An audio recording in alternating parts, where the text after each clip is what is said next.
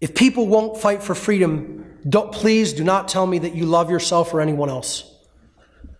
See, because that's real love. People will say, oh, you got to come more from the heart energy. You got to come more from a place of compassion. This is real love. Real love is telling people the harsh shit that no one else wants to tell them because you really love them at a soul level and they need to understand it.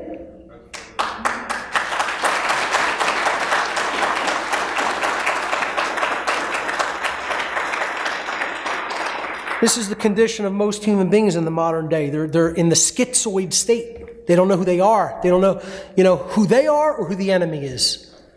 And that's what's required to win any war, especially the spiritual war that we are in. You have to know yourself and you have to know the enemy. And most people know neither. And they're sitting in this state here on the right with the key to their very freedom in their hands. And you know what they're doing? They're saying, who needs that? Slap it right out of there. Throw it at the person trying to give it to me. See, and that's what turning the other cheek really means. It doesn't mean forgive your oppressors endlessly. This notion of love your enemy. That's not what it means. Turning the other cheek and loving your enemy is not what that... These are false Christian notions. Real loving your enemy is loving those who are rejecting truth, even though they say that they want to be free. They're the real enemy because they're not getting it mentally and spiritually. They're not getting it mentally, emotionally, and spiritually. We have to keep turning the other cheek means you're bringing the truth to them. They're slapping it out of your hands while they're wearing shackles around their necks, ankles, and wrists and saying, there's a problem with you for telling me I need to understand freedom and what's keeping me enslaved. And then you know what you do? What real turning the other cheek is, you go pick up that key and you bring it back to them over and over and over and over and over and over and over again.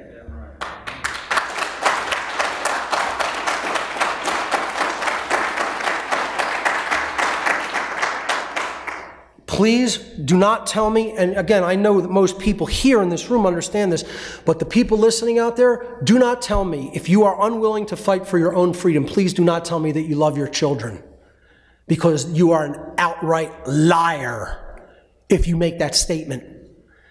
No parent who is not concerned about freedom loves their children truly, at its soul level, at a deep fundamental level. They don't even love themselves. How could they love their children?